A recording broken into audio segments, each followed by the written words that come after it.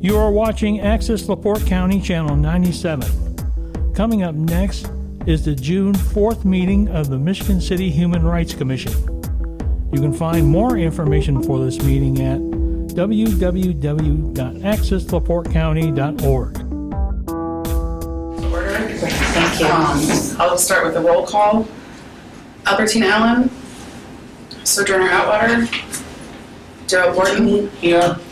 Patrick Dennis Carroll, Here. Marty Corley, I got one. Bunny Dempkey, Okay, thanks. Diana Gore, Here. Jamie Lorenz, Here. Mercedes McMullen, Jessica O'Brien, I'm here, Mary Ellen Quinn, Tyler Robinson Walker. Here. So we do have a quorum.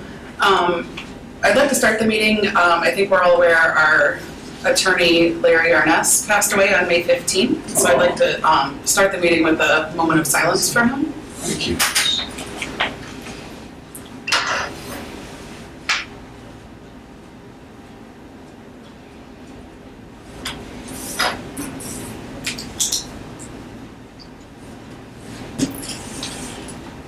Larry will definitely be missed on our commission.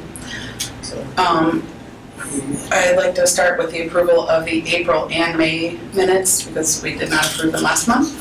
Are there any questions or comments on the minutes?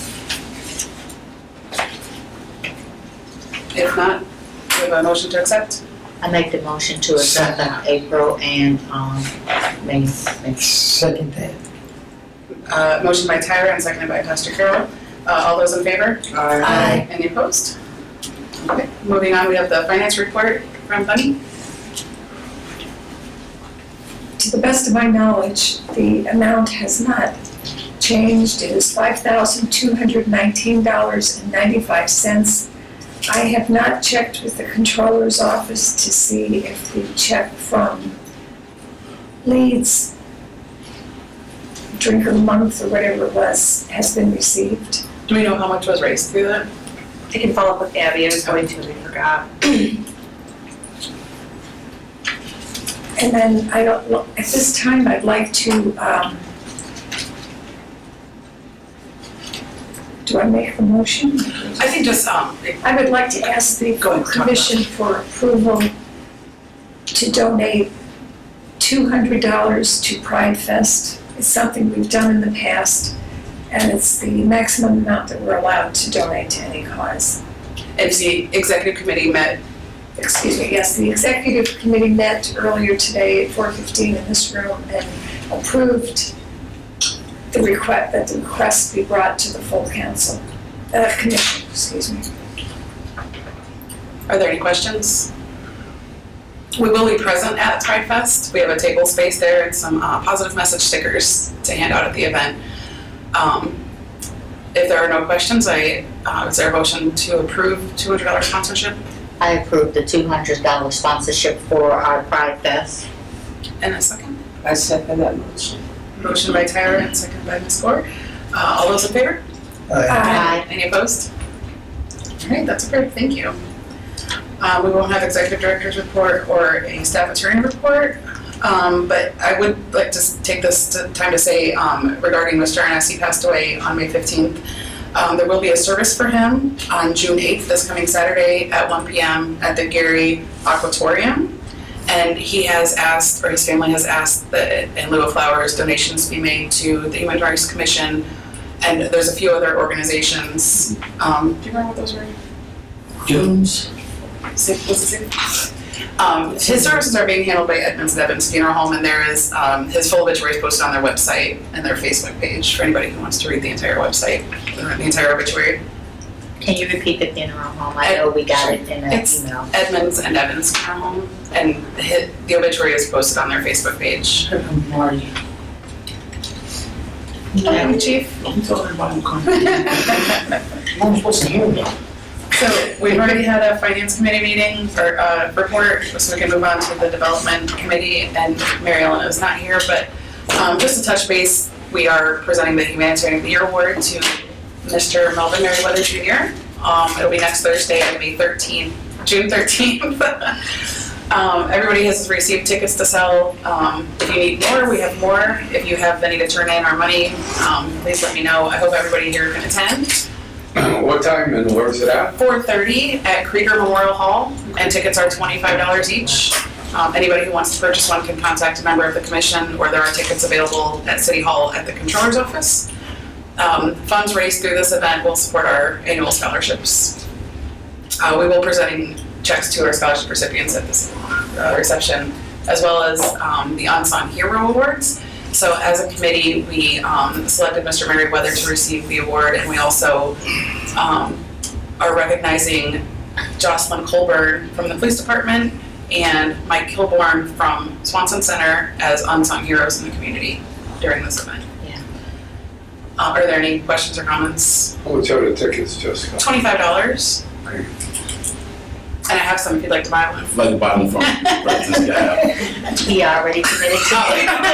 Stand down. There you go. There you go. Oh, man. Next on the agenda is the Education Committee. Mr. Chair, did you have any? No, just that we'll, our recipients, Annalise Vasquez? Yeah, Annalise Vasquez and Deira. Deira Mark. I think it's Deira Mark. Annalise goes to Michigan City High School and Deira goes to Marquette. And Annalise is our Williams Hawkins Scholarship winner, and Deira is our Judy Huber Scholarship winner. They've been contacted and they will be presented with their checks at the humanitarian year of luncheon, dinner, or banquet. So yeah, and I'm trying to play back. I think one is going to Purdue and one's going to IU, maybe, if I'm not mistaken, or stuff. But we only, like I sent it out to the committee, we only received 2 scholarships, 2 scholarship students, and they both applied to both scholarships, so they were on there too. So the selection process was not hard. And they don't necessarily know that, right? Yeah, I didn't tell them. No, I didn't tell them that. But I'm saying, and again, after looking at not just saying that, I only brought that up because I'm sure they're deserving of it. Yeah, they're deserving. I just brought that up because it's hopefully we in the future we get more. And that's not normal, Yeah, it's right? not Usually it's normal. about 9 or 10. But we put it out, and I made plenty of time, and I even asked, checked back with some of the counselor at high school, and even the counselor at Marquette about making sure this is being dispersed. So.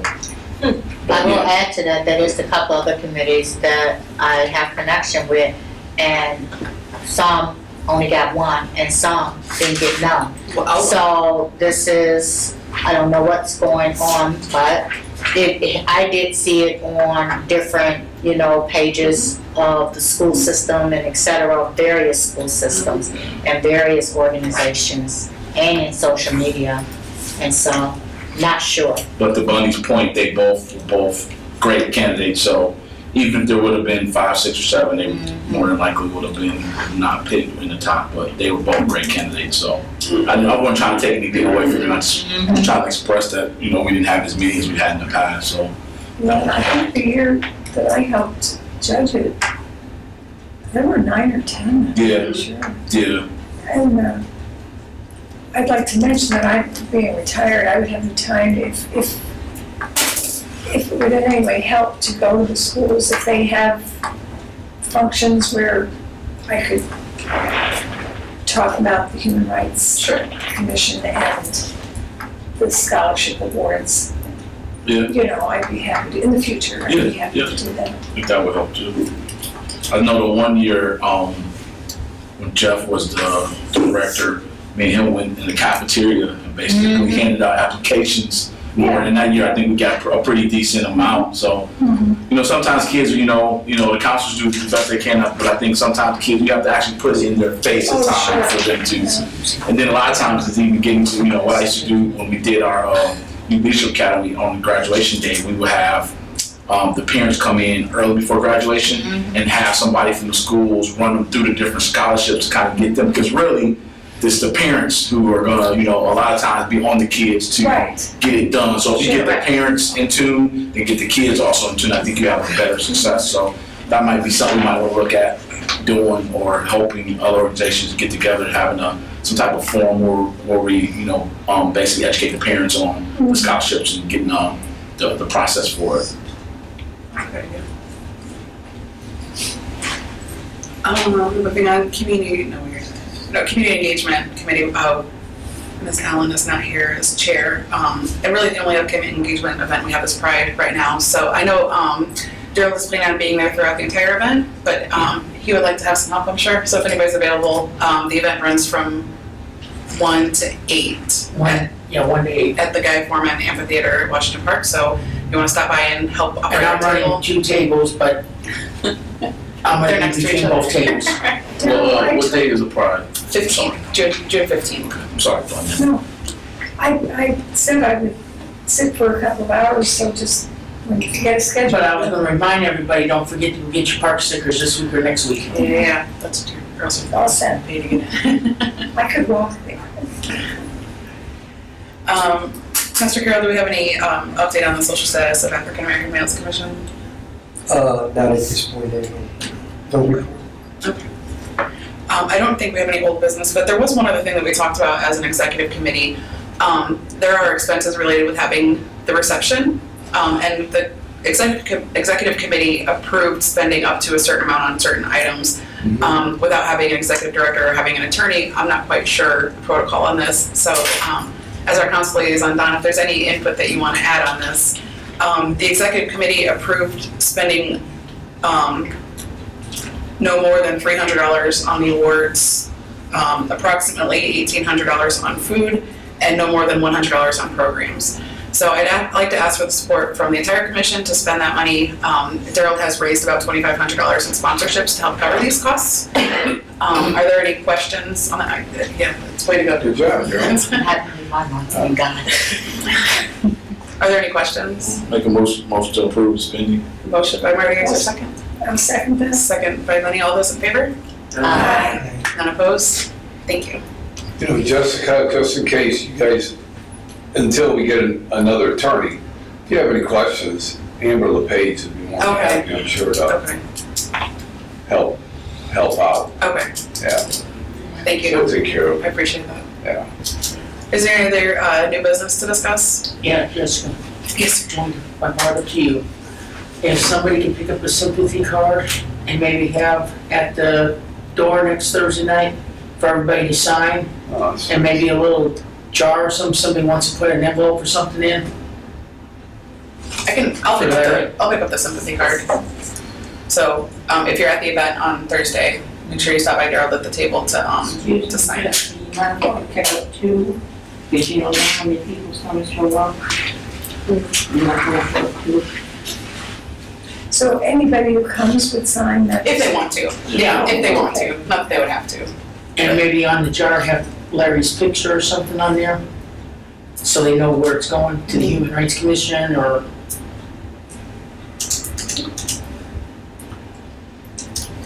All right, any commissioner comments? I got 2, please. Okay. Same order here. First one was for May 24th, for a press release from the mayor's office. Beginning Tuesday, May 28th, Wabash Street between Barker Avenue and 10th Street will become one-way northbound only road to allow shutting of large precinct concrete construction site downtown will remain in case of 7 a.m. until 2 p.m. Monday through Friday through mid-August. And the second one was from the mayor's office, May 31st, effective June 30th, 30-day notice change. Intersections of Cleveland and Cool Spring Avenues will become 4-way stop, while nearby intersection of Tilden and Cool Spring will become a 1-way stop to help traffic flow. Thank you, Harold. I had a couple announcements.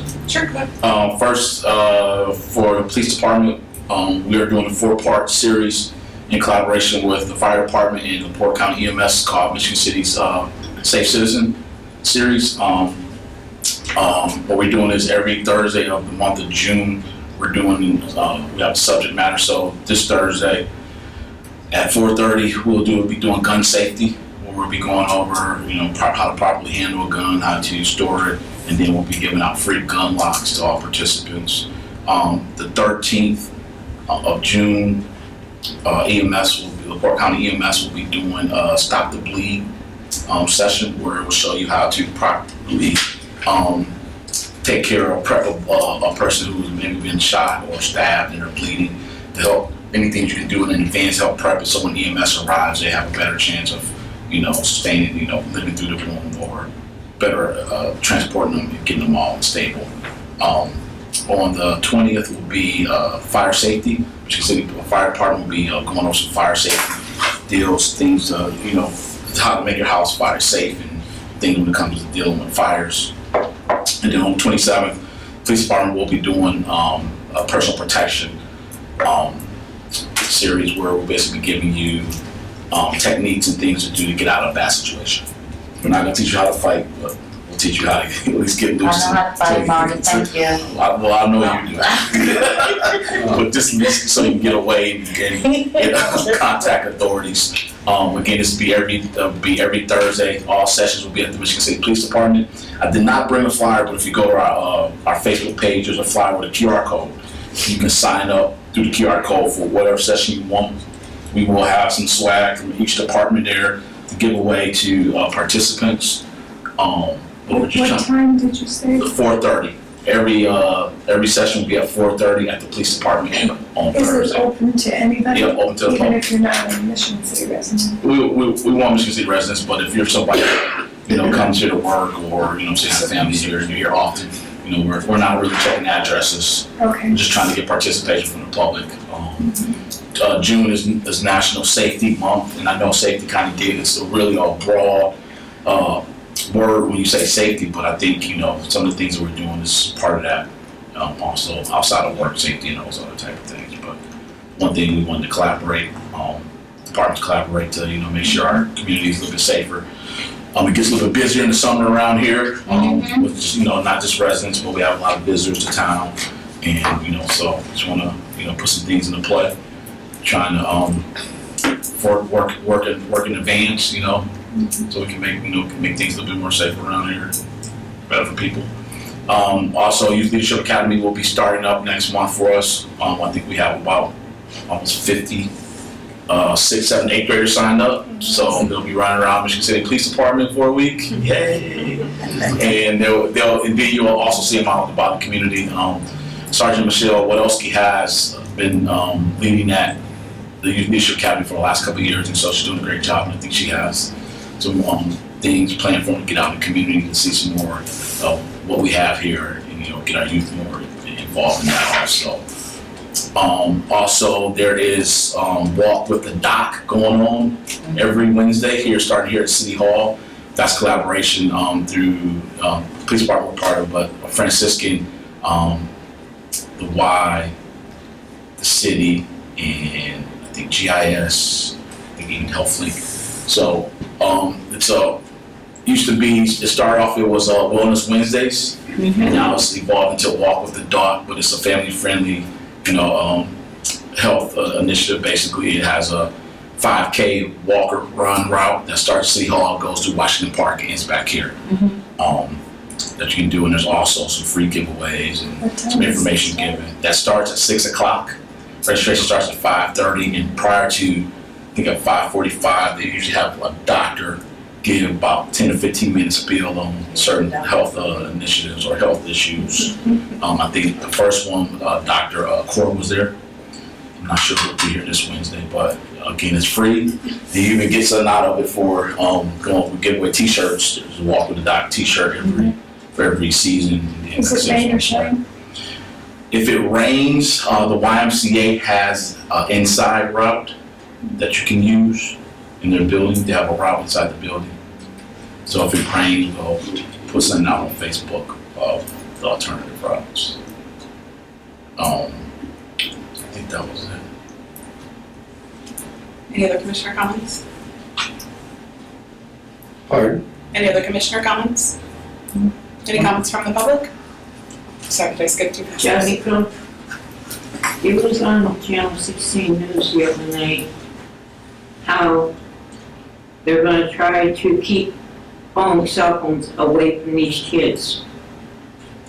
But it's okay for a teacher to have a gun in her desk. Now, to me, if somebody comes in and starts shooting and 2 or 3 kids get away, they're gonna call 911 on that cell phone. I mean, the kids are gonna have cell phones regardless. If you take them away or what, how can you do that? I think that is on the. That's in school though. Yeah, that's only The in teacher school. can't have a gun in their desk, it's illegal. It's not, Okay. that never passed. Okay. And again, this hasn't passed, I think the legislators are looking at it, but each Okay. school district has the ability to rule out how they want cell phone usage in. I mean, it's a twofold situation.